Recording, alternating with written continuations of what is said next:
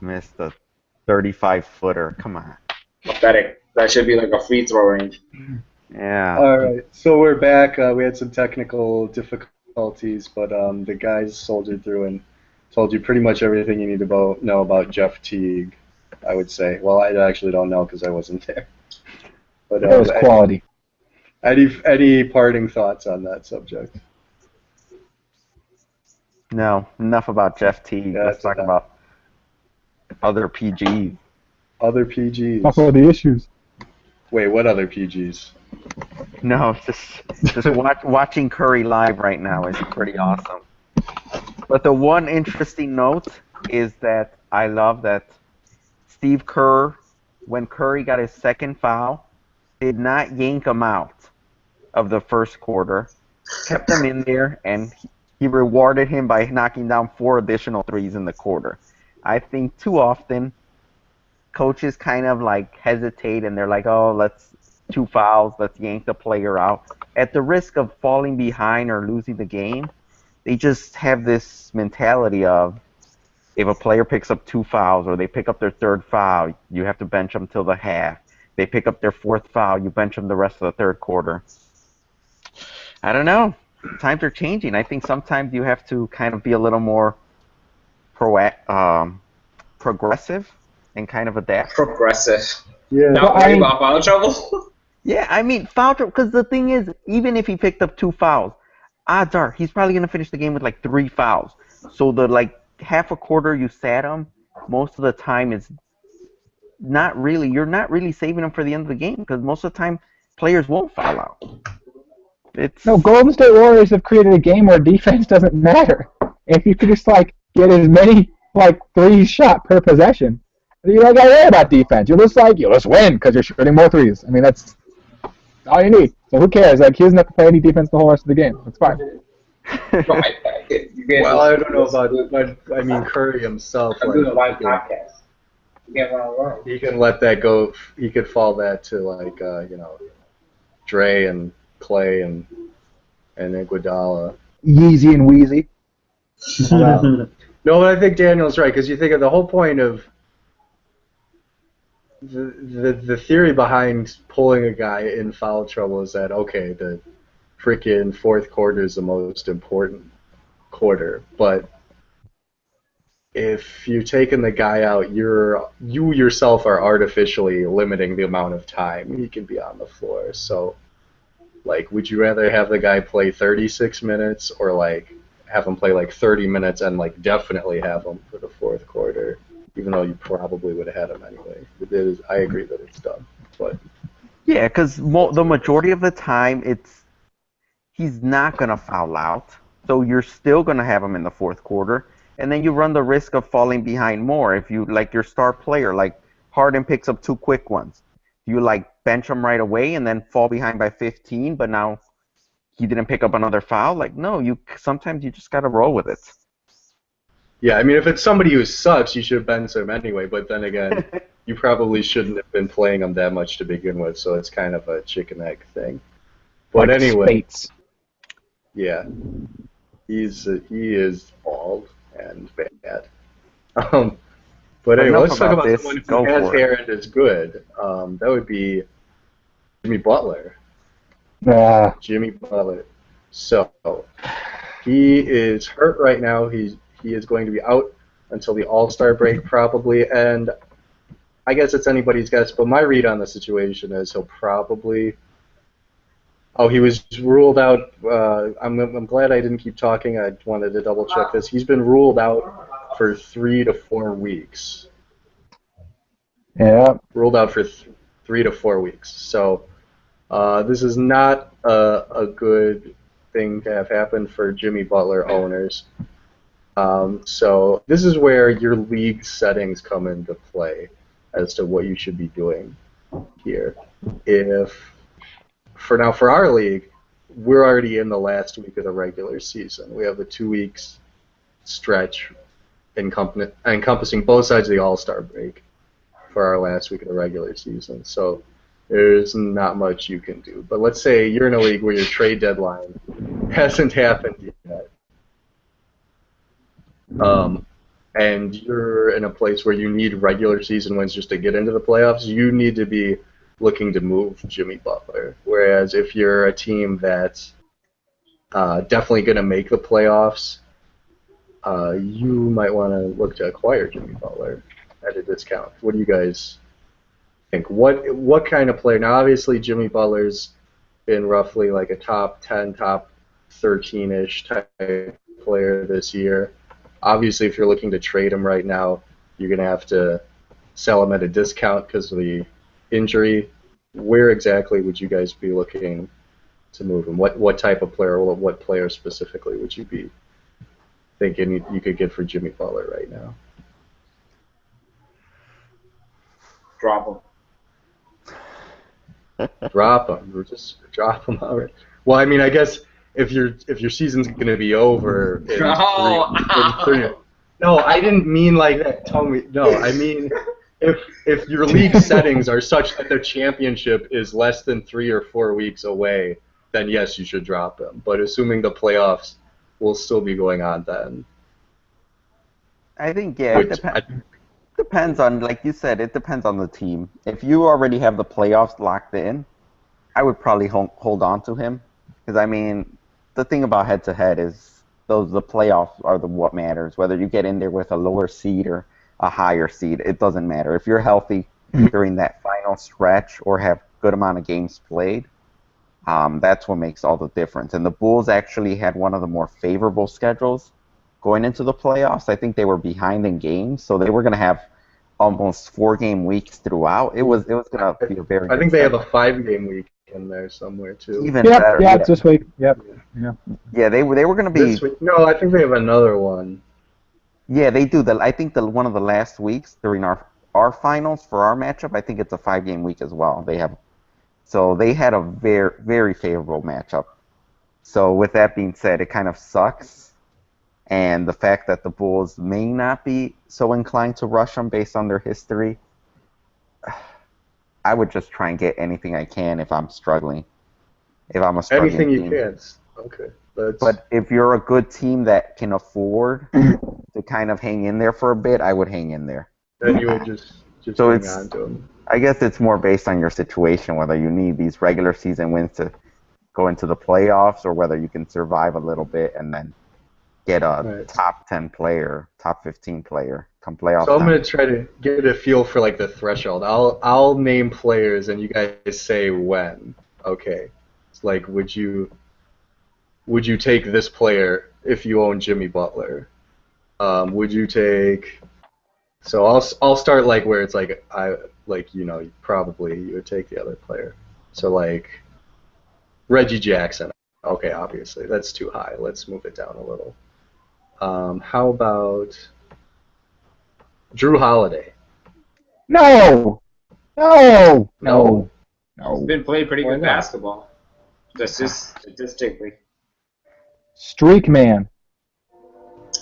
Has he been the second best player on that team? Yeah, they don't have depth. I'd probably do it. Okay, looks like you're outvoted, Nate. So we're gonna keep going lower. But just quick, Drew Holiday in the last 30 days. Last 30 days? Yeah.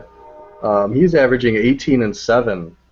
Wow, that's pretty good. 7 assists and less than 2 turnovers at that. So that's pretty helpful from your point guard. Good free throws. 1 3-pointer, 1.3 steals. Mostly you want the assist from him. But anyway, let's go lower.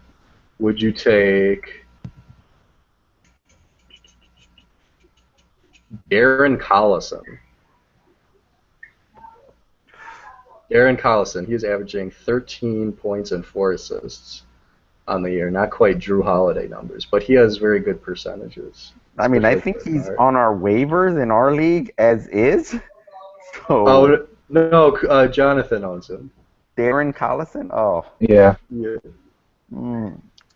See, I mean, that's already waiver wire talent. If you're getting waiver wire talent, just hang on. Owned in 54% of leagues, yeah.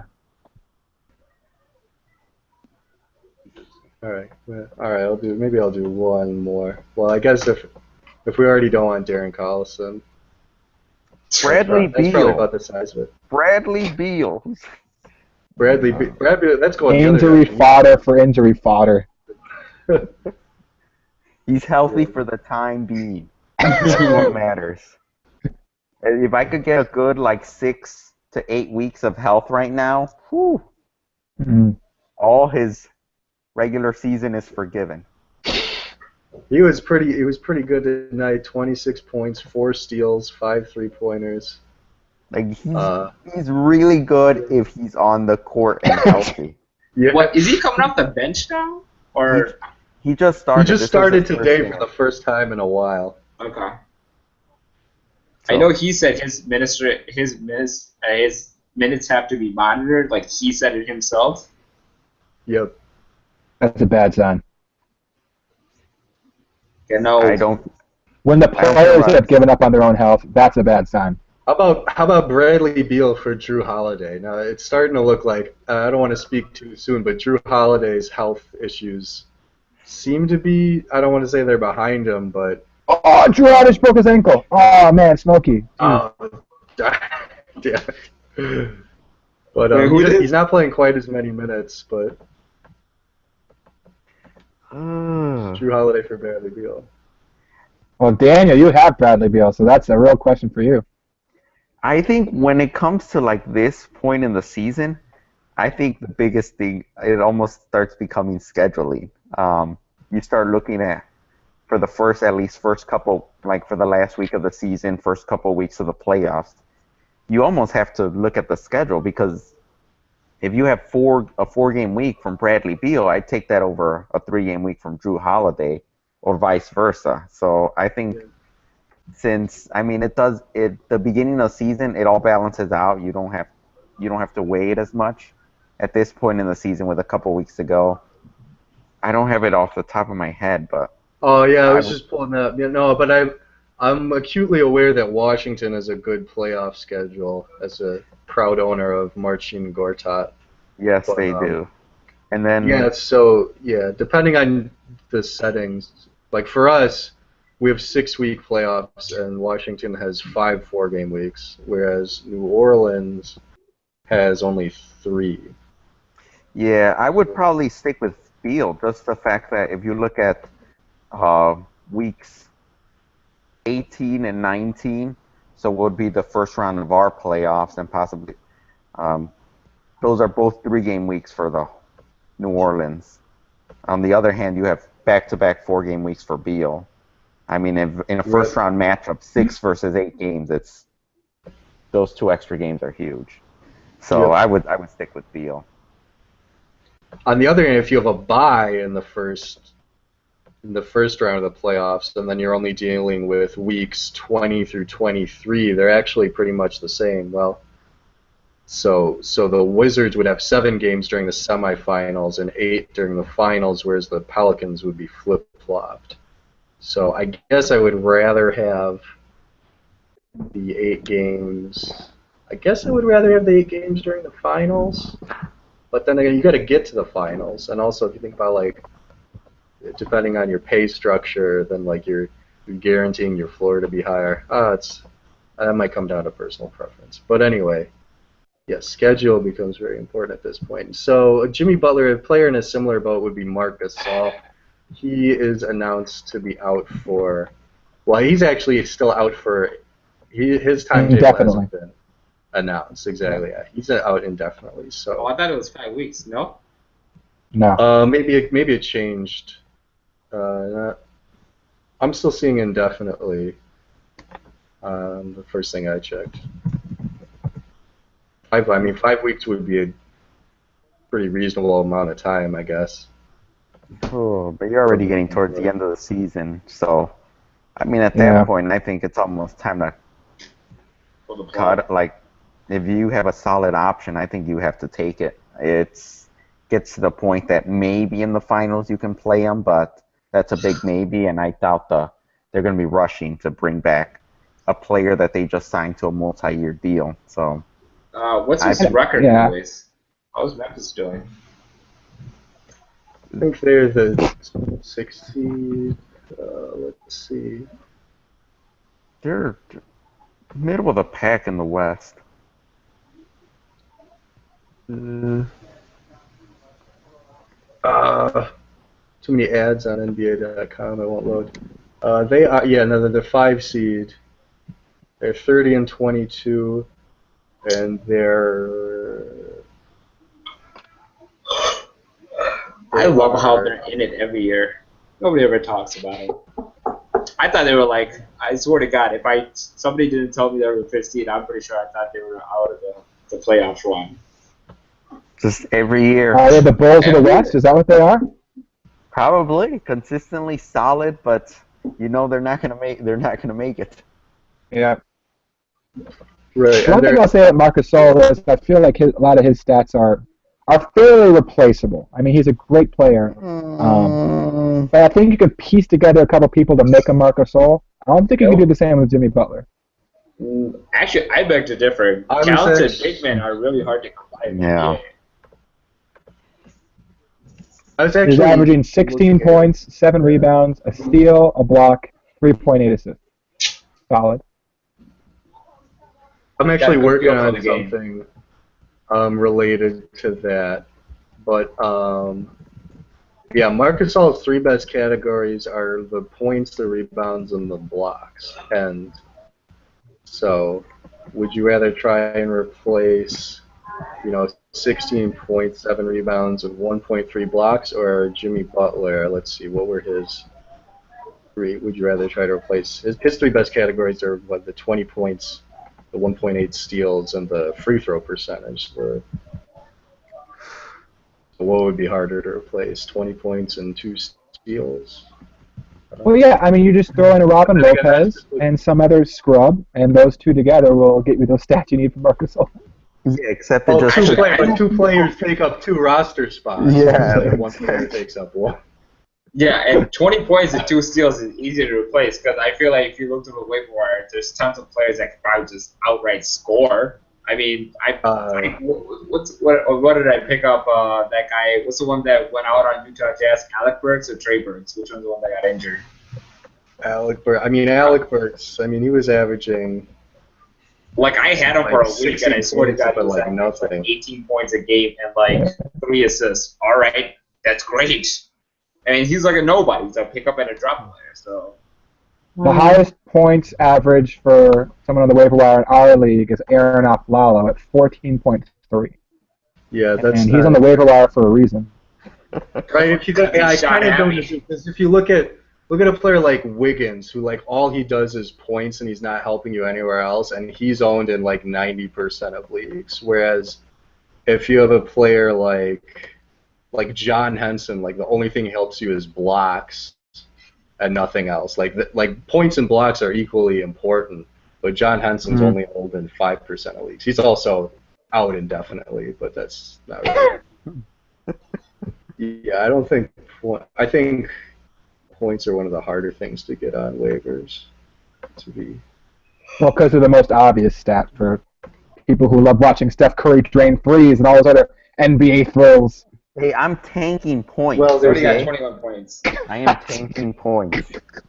So stupid. He's also tanking threes, so it just doesn't make any sense. I am not tanking threes, Tommy. Your You're team not building up that player at all.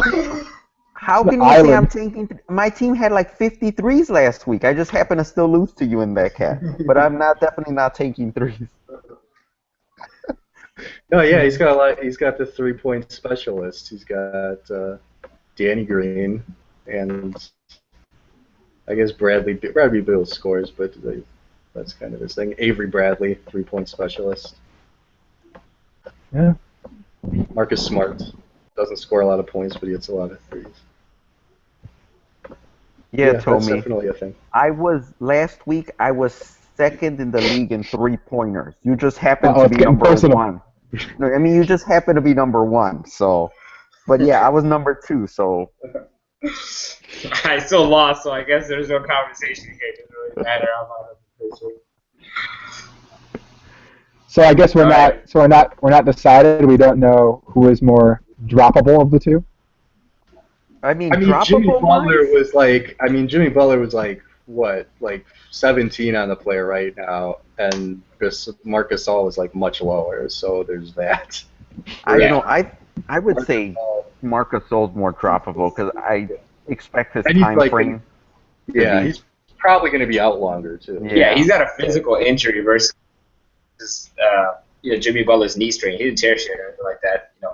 Marc Gasol actually has a broken foot, so that's it's two different kind of injuries. I'll roll my dice. Big men with broken feet. Yeah, we all know how that goes. Yeah, it's time to call it Guys, for Mark. But Jimmy, you can hang on to him. I believe he's tougher than his other guard counterpart in Chicago. Ooh. I don't even know shots who fired. that is talking about. Bang, bang!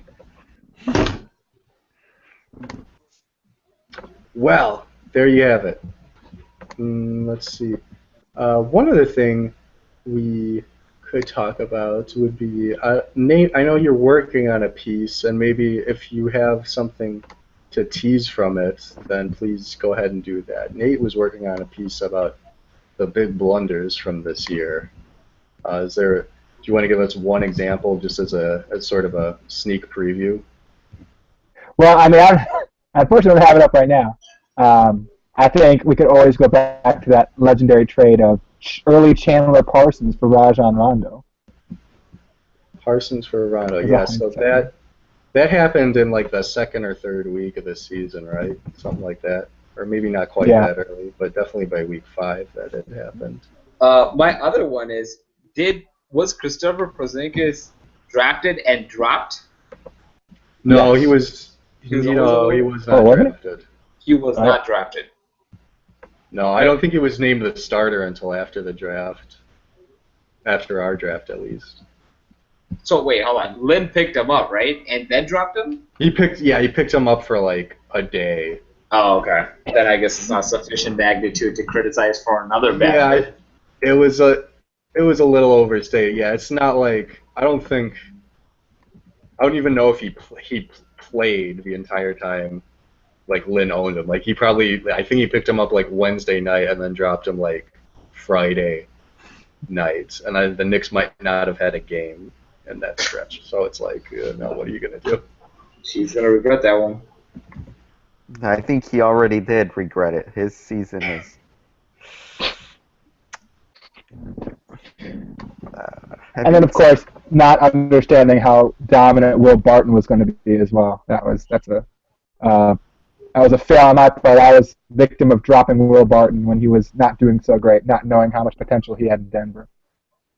I remember I picked him up when I heard that Wilson Chandler was going to be out for the year. I wasn't really expecting this. It kind of would have been nice if he was like only good for a couple weeks and then sucked again, so I could just get rid of him, because then I could have been streaming that spot this whole time with all kinds of random goodies. But well. Oh, poor you have a consistent goodie. Oh no. And possibly the worst blunder, which I'm like looking into right now, was somebody gave up a top player, Karl Anthony Towns. And what did they get in return? A guy that's Tyreek Evans, who in his best and when healthy is not nearly as good and is currently hurt. As always. Yeah. That's a hindsight blunder right there. Hindsight's a hell of a drug. Hindsight. From the moment the deal happened, it was an atrocious deal. Guy got. Well, we got to play the what-if game. What if Tyreek became a triple-double monster? What if he's like the new Draymond Green, you know? He's going to be a monster for 2 games, and he's going to get injured. That's right. So his averages will still be adequate. How about this for Chandler Parsons, though? In the last 30 days, he's averaging 18 points, 6 rebounds, 2.4 threes, and get this, 53.7% from the field as a small forward. And only 1.5 turnovers. That's not too bad. That's pretty good. And that's 30 calendar days. That's not something. It's finally starting to work out for Lynn. And another thing I had to say to Lynn's credit, the more I thought about it, the Draymond Green Paul George thing was kind of brilliant because it was basically the difference between him winning and losing last week, which was a must-win for him. Unfortunately, it was a scheduled trade. Yeah, basically. That was really the brilliance of that trade for him, which we did touch on that, but I mean that's pretty much, the more I think about it, that was pretty much all that needed to be said about that. And I would also say maybe dropping and adding Contavious Caldwell-Pope as a league like 15 times, something crazy like that. This guy is not that good for him to be like the apple of everybody's eye. Every organization has got their whore. He's our whore. He's our whore. That's really what he is. Correct. When you need a fix, you call him and you get him. That's it. You know, that's all it is. He's usable and he's disposable. You use him and you dispose him. Whatever. No rings. None whatsoever. Yeah. So Kentavious Caldwell-Pope, nice year for the guy. 14.5 points, 1.5 threes, 1.5 steals. All that put together, he's only at 77 on the averages. So it's not like it's not like you missed out. Why. It's not like you missed out on the next. I didn't want to say Kristaps Porzingis, but nice player. Yeah. He's a nice player. He's a nice guy. All right. Yeah, he might not be a nice guy. On a side note, Draymond Green just got a clean ass. Yeah, they call a foul. Jesus. That was a great block. I'm surprised he didn't get a tech though. Guy was. I think he should go get a tech. He deserves it. He wants a tech. Is he leaving? He's got 3 fouls. Oh. Hence, not being progressive over here, Steve Kerr. You know. Well, I mean, Draymond's not pretty important. I was about to say. I was like. Nate always throws around triple doubles. That guy's fucking close to the average. They can hide Curry. Like Curry doesn't have to play defense, but Draymond has to play defense. There's also there's only like 3 minutes left in the second half or second quarter. It's a 6-point game. It's more glaring when they do that with like 7 minutes left in the first quarter. It's like, okay, yeah, this guy's gonna sit on his dick for the next 7 minutes, while the other team's starters run up the score on you. Where do you come up with these analogies? I don't just. Isn't that an expression? That's what people say where I'm from. I'm sorry, Spokes. Where's that? Yeah, it's the same place as you guys, actually. Jefferson Park neighborhood. I mean, representing. It's coming from the Smoky Mountains. Well, if people weren't already saying that, they're sure going to start saying it now. All right. Yeah. Well, fantasy basketball, it's coming down to the wire, folks. Make sure you're paying attention to your playoff schedules. If your league hasn't had your trade deadline yet, it's actually very possible to pull off a trade. If somebody's not paying attention, you could trade a better player for a worse player with a better schedule, and no one would be the wiser. Yeah, I got a couple quick hitters if you want. I put together the teams to avoid over the last few weeks are the worst are the Lakers. And afterward, San Antonio, Atlanta, Boston, and Dallas are not great.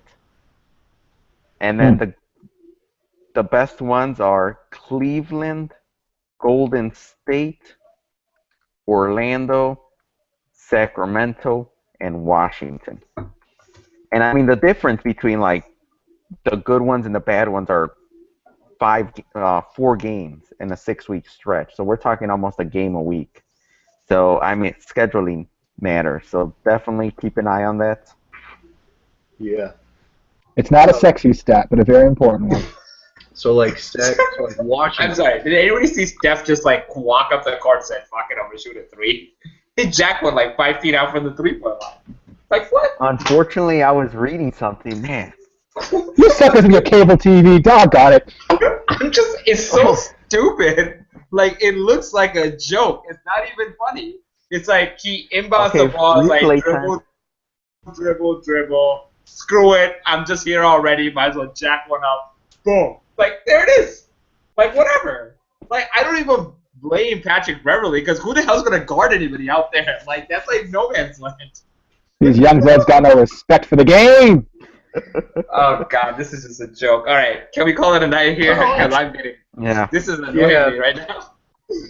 Yeah, that was a quick. Yeah, we definitely want to watch the rest of this game. So we will peace out for now, but we will see you at a future time. Thanks for joining us. Smell you later. Smell you later. All right. How's the Rockets close? I don't get it. Out of all teams, the Rockets? They're not that. I mean, by close, 11 points. Like, is this a new standard now for the Warriors?